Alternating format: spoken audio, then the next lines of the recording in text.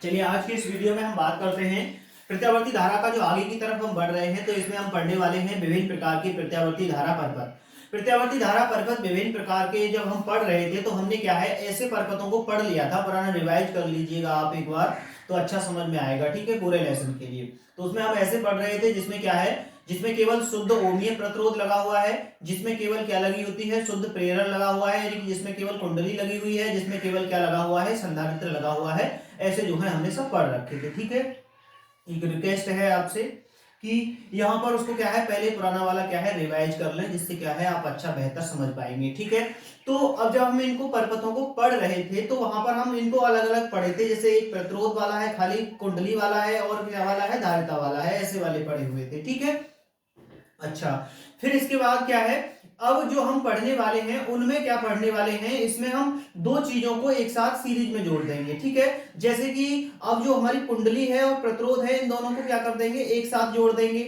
और जो हमारा संधारित्र है, प्रतिरोध है, इनको एक साथ जोड़ देंगे।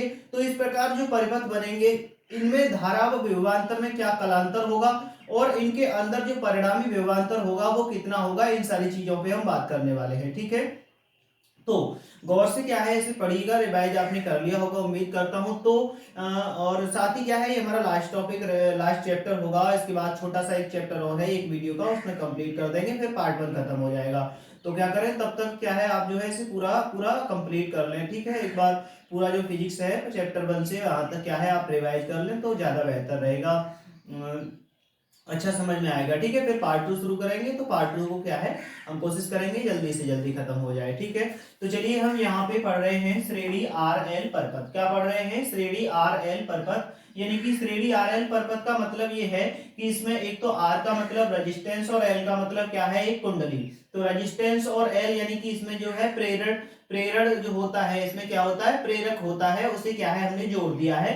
तो ऐसे परपथ को जिसमें एक रेजिस्टेंस और जिसमें एक कुंडली, दोनों को क्या है आपस में जोड़ दिया जाता है, इनको हम क्या कहते हैं यहाँ पर, श्रेणी आरएल परपथ कहते हैं, ठीक है।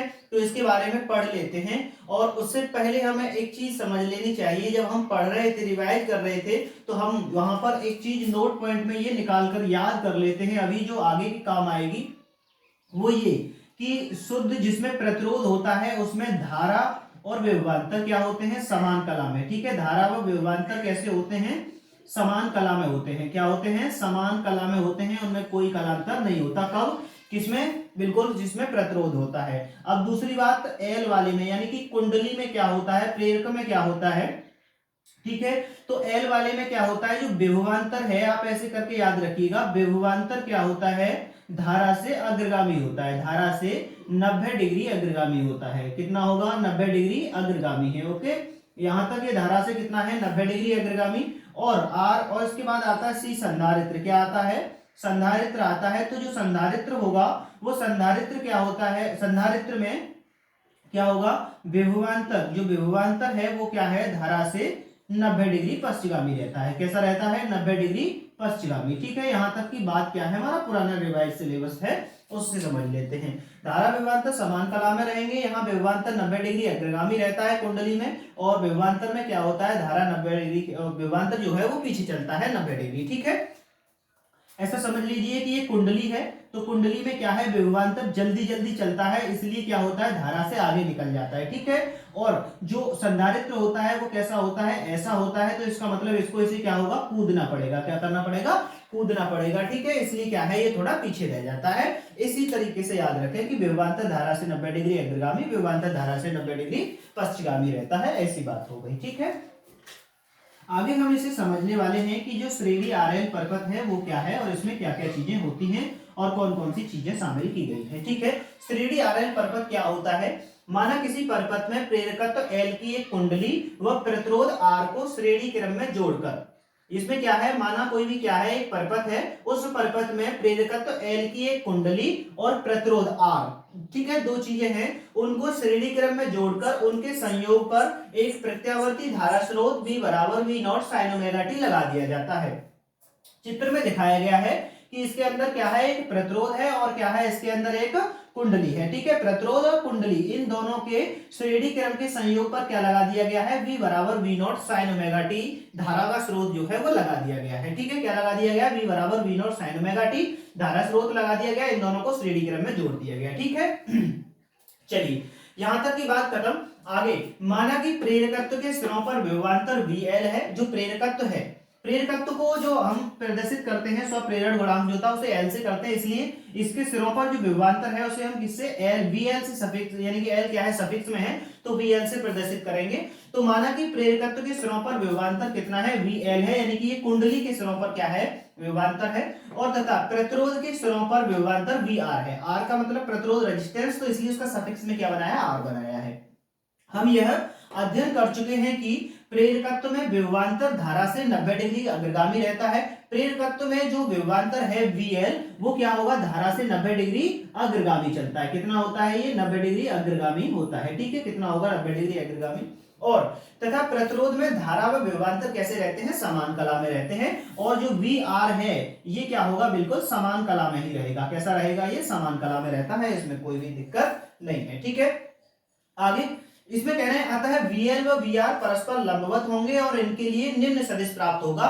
जब हमने कह दिया कि VL तो 90 डिग्री अग्रगामी चल रहा है और जो VR है उसमें क्या है, वो समान कला में चल रहे हैं, तो यहां पर इनका सदिश बनाया है। मान लीजिए कि VR कहां पर है, यहां पर है, VR कहां पर है, यहां पर, और धारा भी कहां पर होगी, यहीं पर होगी। जो धारा प्रवाहित हो रही होगी वो भी इसी में होगी, क्योंकि VR और जो VI है वो दोनों कैसे हैं, ओ सॉरी जो I है वो क्या है, समान कला में है, तो VR यूं हो गया। लेकिन हमने कहा कि VL क्या होता है, 90 डिग्री अग्रगामी चलता है, तो VL जो होगा वो कहां पे दिखाया जाएगा, इस वाली लाइन से दिखाया गया। यानी कि इस लाइन से क्या है, ये 90 डिग्री अग्रगामी चल रहा है, क्योंकि इसमें तो कैसे है, ये समान कला में है, धारा इसमें प्रवाहित हो रही है, I इधर। ठीक है, तो VR इसकी सीध में ही होगा, इसी पर होगा। क्यों, क्योंकि ये तो समान कला में है VR, लेकिन जो VL है वो I से कितना डिग्री आगे चलता है, 90 डिग्री, इसलिए इसको कौन सी लाइन से दिखाया गया, इस लाइन से दिखाया गया। अब क्या हुआ, ये VR की लाइन हो गई, ये किसकी लाइन हो गई, VL की। अब बात ये आती है कि इनका जो परिणामी है वो क्या होगा, ऐसे करके तीर के निशान से दिखाया जाएगा। यानी कि इनका जो परिणामी है वो कौन सा होगा, ये होगा। ये क्या है, सदिश का नियम है कि एक लाइन यूं जा रही है, एक लाइन ऊपर जा रही है, तो इनका जो परिणामी है वो कौन सी लाइन होगी, ये वाली लाइन होगी। तो ये क्या हो गया, इनका परिणामी हो जाएगा। ठीक है, ये VR और ये क्या है, VL। और आप देख रहे हैं कि ये क्या चल रहा है, इससे 90 डिग्री अग्रगामी। ये धारा और VR समान कला में है, इसलिए सीध में दिखाया VR। लेकिन VL कुंडली में क्या है, ये विभवांतर है, वो 90 डिग्री अग्रगामी है, तो ऊपर की तरफ क्या है, 90 डिग्री अग्रगामी दिखाया है। ठीक है, यहां तक एक बार नोट करें। ठीक है, यहां तक नोट कर लिया। अब इसके बाद क्या है, आगे की बात करते हैं कि आगे क्या करें। फिर इसमें हमने ये तो पढ़ लिया कि ये क्या है, इनका परिणामी है, ये क्या है, इनका परिणामी है। और परिणामी कहां से दिखाया गया, बीच वाली लाइन जो है तीर की, उससे दिखाया गया है। आगे हम इसमें क्या करने वाले हैं, क्या चीजें प्राप्त करेंगे, उनको देखते हैं। ठीक है, ये था आपका, ऐसे करके इसको ये थोड़ा मिट किया। ठीक है, ये क्या है, आपका VL है, और ये क्या था, इसका परिणामी था, इस तरीके से। ठीक है, अब इनका जो परिणामी है, यानी कि ये क्या है, एक तरीके से त्रिभुज बन गया। क्या बन गया, ये त्रिभुज बन गया, ऐसे ऐसे ऐसे करके क्या बन गया, त्रिभुज। नीचे वाली भुजा क्या है, VR, ये वाली भुजा क्या है, VL है। तो ये क्या हो गया, इसका कर्ण हो गया, ये क्या हो गया, कर्ण। ठीक है, तो इसको निकालने के लिए, यानी कि इसका वैल्यू क्या है, V है, तो V स्क्वायर बराबर क्या हो जाएगा, आपका VL स्क्वायर प्लस क्या हो जाएगा, यहां पर ऐसे कर दीजिए, VR स्क्वायर प्लस क्या हो जाएगा, VL स्क्वायर। ठीक है, क्यों हो गया, क्योंकि पाइथागोरस जो प्रमेय होती है वो क्या कहती है, कर्ण का वर्ग बराबर होता है किसके,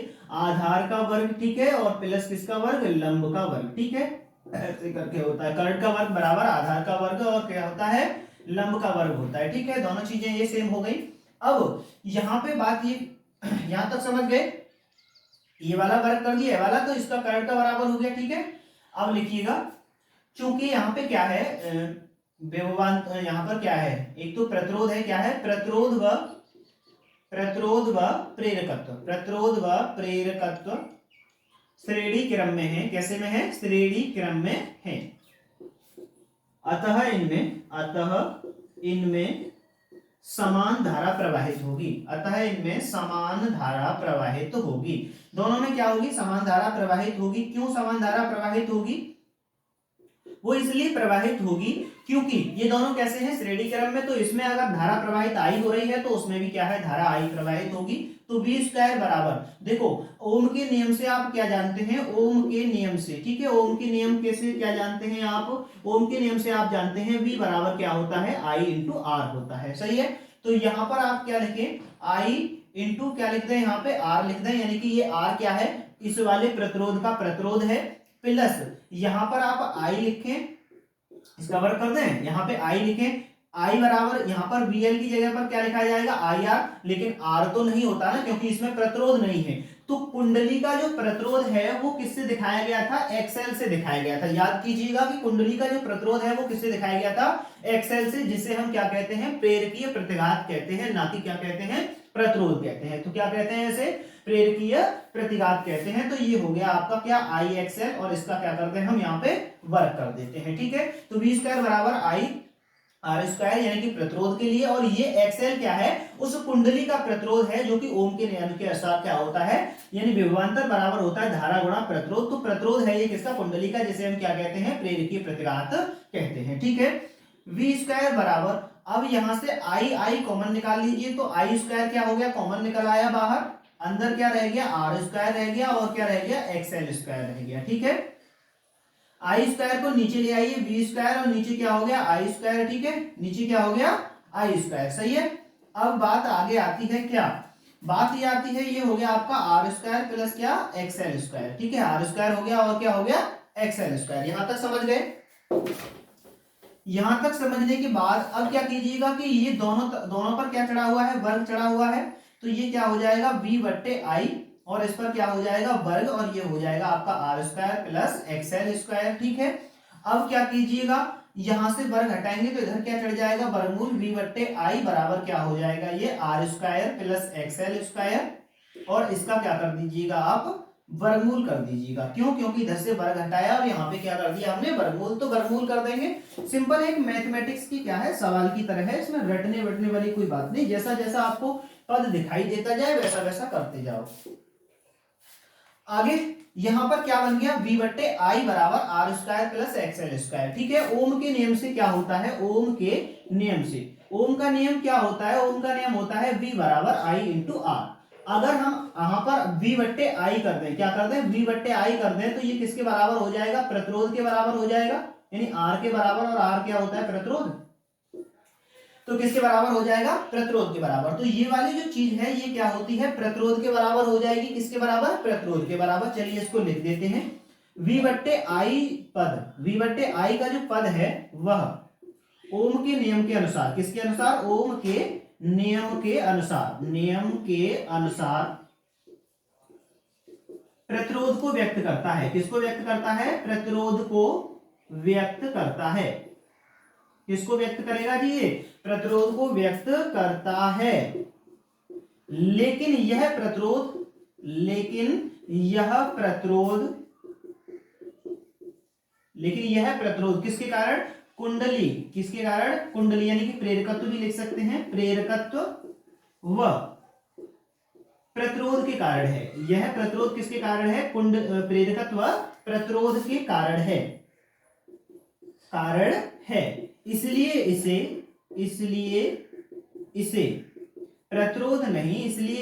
प्रतिरोध नहीं, प्रतिबाधा कहते हैं। इसलिए इसे क्या कहते हैं, प्रतिरोध नहीं, बल्कि क्या कहते हैं, इसे हम प्रतिबाधा कहते हैं। तो इसको क्या है, प्रतिरोध नहीं कहेंगे, बल्कि क्या कहेंगे, इसे प्रतिबाधा कहते हैं।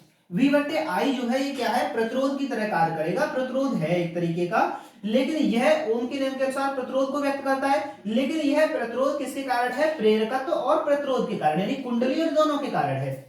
खाली प्रतिरोध रेजिस्टेंस के कारण होता तो आप उसे क्या है, खाली प्रतिरोध भी कह सकते थे, लेकिन ये किसके कारण है, प्रेरकत्व और कुंडली दोनों के कारण है, सॉरी, प्रेरकत्व और प्रतिरोध दोनों के कारण है, इसलिए इसे क्या है, प्रतिरोध नहीं कहते, बल्कि क्या कहते हैं, इसे हम प्रतिबाधा कहते हैं। इसे किससे प्रदर्शित करते हैं, इसे जेड से प्रदर्शित करते हैं। किससे प्रदर्शित करेंगे, इसे जेड से प्रदर्शित करते हैं, ठीक है। किससे प्रदर्शित करते हैं, जेड से प्रदर्शित करते हैं। तथा इसका मात्रक भी क्या होता है, तथा इसका मात्रक तथा इसका मात्रक भी ओम होता है। इसका मात्रक भी क्या होगा, ओम ही होगा, ठीक है, ओम होता है। तब जब इसको हम z से प्रदर्शित करेंगे v बट्टे आई को, क्योंकि दोनों के कारण है, इसलिए z बराबर क्या हो जाएगा, यही पद लिखा जाएगा under root R square plus क्या एक्सएल स्क्वायर, ठीक है। अब एक्सएल बराबर आपको मैंने पहले ही बताया था जब हम पढ़ा रहे थे कि एक्सएल बराबर क्या होता है, वो होता है एक्सएल बराबर होता है ओमेगा इंटू एल का, और यहां पर क्या कर देंगे आप, वर्ग कर देंगे, ठीक है। आर स्क्वायर प्लस क्या हो जाएगा ओमेगा एल का वर्ग, और सारे पर क्या चढ़ा है, अंडर रूट चढ़ा है। क्योंकि यहाँ पे लिख दीजिएगा कि एक्सएल बराबर क्या होता है, ओमेगा एल होता है, जिसे हम क्या कहते हैं, प्रेरकीय प्रतिघात कहते हैं। क्या कहते हैं, प्रेरकीय प्रतिघात, ठीक है। तो ये आपका क्या हो गया, पूरा का पूरा परपथ हो गया, कौन सा, श्रेणी एलआर परपथ हो गया, जिसमें हम क्या निकाल के लाए हैं, परपथ की प्रतिबाधा निकाल के लाए हैं। ये जेड बराबर क्या है, परपथ की प्रतिबाधा है, ये क्या है, परपथ की प्रतिबाधा, ठीक है। इसे हम क्या है, बाहर निकाल लाए, किसको, परपथ की प्रतिबाधा को, कि ये क्या है, परपथ की प्रतिबाधा, ठीक है। यहां तक समझ गए। इस तरीके से हमें क्या है, परपथ की प्रतिबाधा निकालनी है। अब मान लीजिए कि हमारे पास सवाल आता है जिसमें क्या है, आर और ये लगे हुए हैं, एल लगा हुआ है और आर लगा हुआ है, तो उसकी प्रतिबाधा निकालता है, तो इस सूत्र का हम क्या कर देंगे, वहां पर उपयोग कर देंगे, ठीक है। एक और सूत्र इसमें बनेगा, वो होगा कलांतर का। किसका होगा, कलांतर का। कलांतर याद कर लीजिए, इसमें क्या होता है, कलांतर होता है इसमें एक्सएल बटे आर। क्या होगा इसमें, एक्सएल बटे आर। किसके लिए है ये कलांतर, ये कलांतर तब है जब वो सर्किट कौन सा है, वो परपथ कौन सा है, एल आर परपथ है, तो कलांतर कौन सा होगा, एक्सएल बटे आर होगा। नहीं तो दूसरा परपथ है तो उसके लिए क्या होगा, कुछ और होगा, ठीक है। वही बात करने वाले हैं। तो इसकी जो परपथ की प्रतिबाधा है कौन से वाले की, एल और आर वाले की, उसकी होती है R square plus XL square, ठीक है। और जिसमें क्या होता है, एक्सएल की जगह पर आप क्या रख सकते हैं, ओमेगा एल रख सकते हैं। इसे नोट किया जाए और आगे दूसरे परपथ की बात करते हैं, ठीक है। चलिए नेक्स्ट परपथ की बात करते हैं। ये है श्रेणी आरसी परपथ। कौन सा परपथ है, श्रेणी आरसी परपथ, यानी कि श्रेणी आरसी का मतलब, आर का मतलब रेजिस्टेंस और सी का मतलब क्या है, कैपेसिटर है। ये दोनों क्या लगा दिए गए हैं, श्रेणी क्रम में लगा दिए गए हैं। तो जो श्रेणी आरसी परपथ है वो क्या है और किस तरीके से होता है, ठीक है। तो चलिए यहाँ पर क्या है, माना किसी परपथ में सी धारिता का संधारित्र व प्रतिरोध आर को, यानी कि एक सी धारिता का क्या है, संधारित्र है, और एक प्रतिरोध आर को श्रेणी क्रम में जोड़कर क्या करते हैं, उनको श्रेणी क्रम में जोड़कर उनके संयोग पर एक प्रत्यावर्ती स्रोत V बराबर V not sine omega T लगाया गया है।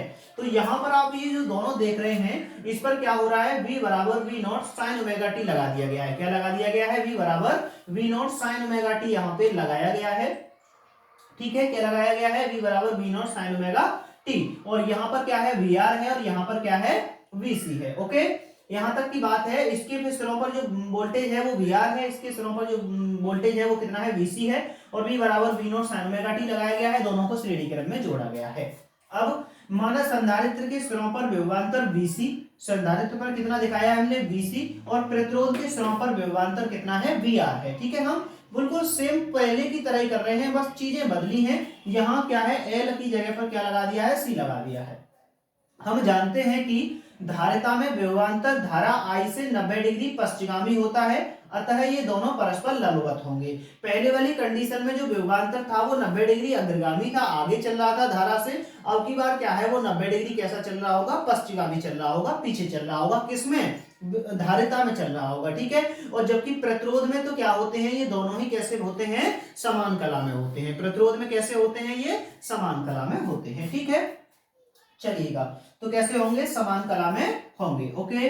फिर यहाँ पे अब मैं आपको समझाऊं कि इनका जो परिणामी है वो B होगा और इनका सदिश आरेख निम्न होगा। तो सदिश आरेख कैसे होगा, चलिए मान लेते हैं कि यहाँ पर क्या है, ये लाइन क्या है, धारा की है। ये वाली जो लाइन खींची गई इस पर क्या है, धारा।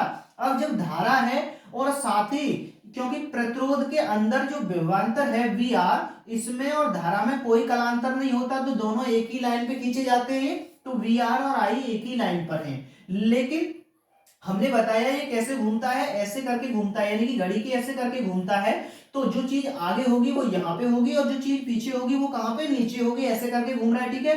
तो इससे नीचे जो होगी वो पीछे है, और इससे आगे जो होंगे वो क्या है, आगे चल रहे हैं। तो यहाँ पे हमने ये पढ़ रखा है, ये जानते हैं कि जो धारिता में विभवांतर वी आर है वो धारा से क्या होता है 90 डिग्री पश्चिमगामी होता है, यानी पीछे चल रहा होता है। तो ये जो नीचे वाली लाइन है ये क्या है वीसी है, क्या है ये वीसी है, क्योंकि ये क्या हो रहा है इससे 90 डिग्री कैसा चल रहा है पश्चिमगामी है, पीछे चल रहा है, धारा इतना आगे चली गई और ये क्या है अभी यहीं पे रह गया, जबकि वी आर क्या है धारा के बिल्कुल समांतर में है, ये पीछे चलता है। ठीक है, फिर इन दोनों का जो परिणामी होगा, जब एक सदिश इधर हो और एक सदिश इधर हो तो इनका जो परिणामी है वो विकर्ण से दिखाया जाता है। किससे दिखाया जाता है? विकर्ण से। तो ये क्या हो गया v हो गया, ये क्या हो गया इसका v। ठीक है, अब बस अंतर सिर्फ इतना है, यहाँ पे क्या अंतर है कि पहले यही चीज कैसे बन रही थी, ऊपर की दिशा में बन रही थी, अब की बार कहां पे बन गई है, ये नीचे की दिशा में बन गई है। कैसी बन गई है? नीचे की दिशा में बन गई है। ठीक है, तो नीचे की दिशा में बन गई है, लेकिन बात तो ये है कि त्रिभुज तो अभी बना हुआ है ना, त्रिभुज तो क्या है अभी बना हुआ है ऐसे ऐसे करके। ठीक है, तो ये वाली क्या है बीसी है और ये वाला क्या है ऊपर की तरफ देखिएगा क्या है ये वी आर है, यानी कि इस लाइन की यहां से लेकर यहां तक की जो दूरी थी वो क्या थी वी आर थी। तो ये वी आर हो गया, ये क्या हो गया बीसी। अब पाइथागोरस प्रमेय लगा सकते हैं, इसको ए बी और सी मान ले, तो क्या मान ले ए बी सी। ठीक है, तब तब यहाँ पर इनका जो परिणामी होगा वो क्या होगा, तब परिणामी, तब क्या है परिणामी जो होगा वो कितना होगा, इस चीज से आया है, हम आगे बढ़ाएंगे, तब तक के लिए क्या है सिर्फ इतना नोट करें। पॉज करके नोट कर लिया? ठीक है, चलो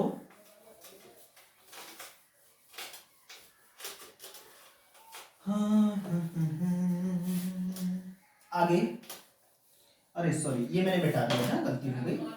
चलो इसको समझने के लिए क्या है फिर से बना देता हूं मैं। ठीक है, तो ये क्या था आपका वी सी था, ठीक है, और ये क्या था वी था, और ऐसे करके था ना, ऐसे करके, और यहाँ पे क्या था वी आर था, यहाँ पे धारा थी आई, ऐसे करके है। तो इनका जो परिणामी होगा, तब जो परिणामी है वो क्या होगा, तब परिणामी परिणामी क्या होगा वी स्क्वायर बराबर, और कौन कौन सी चीजें हैं, बीसी का स्क्वायर करना है और वी आर का स्क्वायर, यानी कि आधार का स्क्वायर करना है और किसका लंब का जो है स्क्वायर करना है।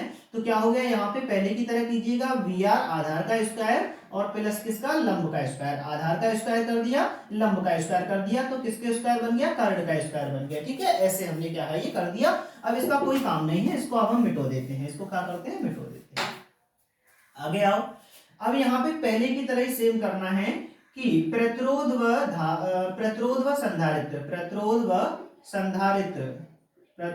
व संधारित्र, दोनों श्रेणी क्रम में जुड़े हुए हैं। किसमें जुड़े हुए हैं? श्रेणी क्रम में जुड़े हुए हैं। ठीक है, किसमें जुड़े हुए हैं? श्रेणी क्रम में जुड़े हुए हैं। अतः इनमें समान धारा प्रवाहित होगी, अतः इनमें क्या होगा समान धारा प्रवाहित होगी, इनमें समान धारा प्रवाहित होने वाली है, इनमें समान धारा प्रवाहित होगी। कैसी धारा प्रवाहित होगी? इनमें समान धारा, दोनों में समान समान धारा होगी। तो v स्क्वायर बराबर क्या हो जाएगा, यहाँ पर v की जगह पे आई आर कर देंगे, आप क्या कर देंगे आई आर, क्योंकि ये तो प्रतिरोध के कारण है। लेकिन यहाँ पर आप यहाँ पर क्या है आप आई आर नहीं करेंगे, VC बराबर आई आर नहीं करेंगे, बल्कि क्या करेंगे XC करेंगे, क्योंकि ये किसके कारण है वोल्टेज, ये संधारित्र के कारण है, और संधारित्र का जो प्रतिरोध होता है वो XC से दिखाया जाता है, जिसे हम धारितीय प्रतिघात कहते हैं, जिसे क्या कहते हैं धारितीय प्रतिघात, क्योंकि वी आर बराबर होता है क्या आई आर, क्योंकि ये प्रतिरोध के कारण है। VC बराबर होता है क्या आई XC, जहां पर XC क्या है, जहां XC है धारितीय प्रतिघात, क्या है ये धारकीय प्रतिघात है। धारकीय प्रतिघात किसके कारण, जिसको ये प्रतिरोध होता है, धारकीय प्रतिघात क्या है प्रतिरोध होता है, किसके कारण संधारित्र के कारण लगने वाला प्रतिरोध होता है। ठीक है, चलिए यहां तक आप समझ गए। तो वी स्क्वायर बराबर, अब यहां से क्या करिएगा आप आई को कॉमन निकाल लीजिए, जब आई स्क्वायर कॉमन निकल आएगा तो आर स्क्वायर रह जाएगा, प्लस क्या रह जाएगा XC का स्क्वायर रह जाएगा। ठीक है, पहले की तरह इसको नीचे लेकर आइए, वी स्क्वायर बटे आई स्क्वायर बराबर ये हो जाएगा आपका आर स्क्वायर प्लस क्या हो जाएगा XC का स्क्वायर। फिर से इसको क्या करिएगा v बट्टे आई कर दीजिएगा और यहाँ पे वर्गमूल चढ़ा दीजिएगा, ये हो जाएगा आपका आर स्क्वायर प्लस क्या हो जाएगा XC का वर्ग। ठीक है, वही पुरानी वाली बात है, पहले की तरह कर रहे हैं, सेम टू सेम वैसा ही करेंगे। ठीक है, अब यहाँ पर आगे बढ़ते हैं, क्या बढ़ते हैं आगे बढ़ते हैं, और यहाँ पर लिखते हैं v बट्टे आई पद प्रतिरोध को व्यक्त करता है, जो v बट्टे आई है वो किसको व्यक्त करता है प्रतिरोध को व्यक्त करता है, क्योंकि R बराबर क्या होता है v बट्टे आई होता है, किसके नियम से ओम के नियम से। R बराबर देखो आई को नीचे ले आएंगे तो v बट्टे आई बन जाएगा, तो वही है। प्रतिरोध को व्यक्त करता है। ठीक है, किसको व्यक्त करता है? ये प्रतिरोध को व्यक्त करता है। इसे प्रतिरोध मान सकते हैं, लेकिन कंडीशन क्या है इसकी, लेकिन बात क्या है, लेकिन यह प्रतिरोध ठीक है, यह प्रतिरोध धारिता किसके कारण है? यह प्रतिरोध धारिता व शुद्ध प्रतिरोध के कारण है। धारिता के और शुद्ध प्रतिरोध दोनों के कारण है। धारिता व शुद्ध प्रतिरोध दोनों के कारण है। प्रतिरोध दोनों के कारण है, दो चीजों के कारण है। ठीक है, दोनों के कारण है। इसलिए इसे परपथ की प्रतिबाधा कहते हैं। इसलिए इसे परपथ की प्रतिबाधा कहते हैं। क्या कहा जाएगा? इसलिए इसे परपथ की प्रतिबाधा कहा जाएगा। ठीक है, प्रतिबाधा कहते हैं। जब इसे परपथ की प्रतिबाधा कहते हैं, बाकी वही लिखना है आपको। इसे जेड से प्रदर्शित करते हैं। इसे जेड से प्रदर्शित करते हैं। किससे प्रदर्शित करेंगे जी जनाब? इसको जेड से प्रदर्शित करते हैं। इसका मात्रक भी क्या होता है? ओम होता है। इसका मात्रक भी ओम होता है। ठीक है, क्या होगा? इसका मात्रक भी ओम होता है। ठीक है, तब यहां पर क्या हो जाएगा? V बट्टे आई को आप क्या दिखा रहे हैं? जेड दिखा रहे हैं। परपथ की प्रतिबाधा बता रहे हैं, तो जेड बराबर क्या हो जाएगा आपका? √r² प्लस XC² हो जाएगा। क्या हो जाएगा? r² प्लस XC² हो जाएगा। ठीक है, ओके। तो ये क्या हो गया आपका? जेड बराबर √r² प्लस XC का स्क्वायर हो गया। ठीक है, चूंकि XC बराबर, याद कीजिएगा कि XC बराबर में जो संधारित्र पढ़ा रहे थे अभी इसी पार्ट में, तो 1/ω_c बताया था। क्या बताया था? 1/ω_c। तो जेड बराबर क्या हो गया? यहाँ पर जो परपथ की प्रतिबाधा है वो है r² प्लस क्या? 1/ω_c, और इसका क्या है? वर्ग है। अंतर समझ गए? उसमें XL था, इसमें XC है। XL का मान ω_L था, XC का मान जो होता है वो कितना होता है? 1/ω_c। ये निकल के आई क्या? परपथ की प्रतिबाधा निकल आई है कि इस परपथ में प्रतिबाधा कितनी होगी? इतनी होगी। ठीक है, कितनी होगी? इतनी। सही है ना? अच्छा, फिर इसके बाद एक चीज और रह जाती है इसमें। यहां तक नोट किया आपने? पॉज करके नोट करो।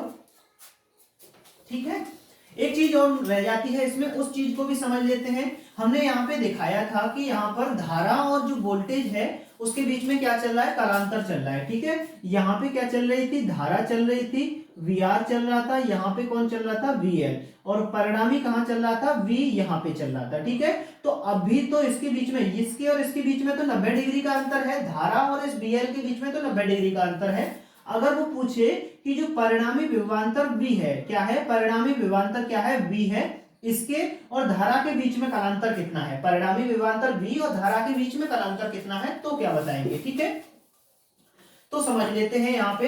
तब एक और रह जाता, तब परिणामी विभवांतर व धारा के बीच कलांतर, इनके बीच जो कलांतर होता है वो क्या होगा? इनके बीच का जो कलांतर है वो होगा tan phi बराबर कितना होता है? वो होता है tan phi बराबर यहाँ पर XC बट्टे क्या होता है? R। कितना? इसमें जो जो चीजें जुड़ी गई हैं, इसमें संधारित्र जुड़ा है, उसके प्रतिरोध ऊपर रखिएगा, शुद्ध ओमीय प्रतिरोध को नीचे रखिएगा, तो दोनों के बीच में क्या निकल आता है? कलांतर निकल आता है। इसका प्रतिरोध बट्टे में कीजिएगा। tan phi बराबर, अगर मान लीजिए ऐसा नहीं दिया तो XC बराबर क्या होता है? 1/ω_c होता है, और नीचे क्या है? पहले से ही R है। तो इनके बीच में जो कलांतर है वो क्या होगा? tan phi बराबर 1/ω_c इंटू R होगा। अब जो सवाल आएगा उसमें ये सारे मान क्या है हम पुट कर देंगे, और इस तरीके से क्या है हमारा ये परपथ भी पूरा हुआ, श्रेणी RC परपथ। नोट कर लें।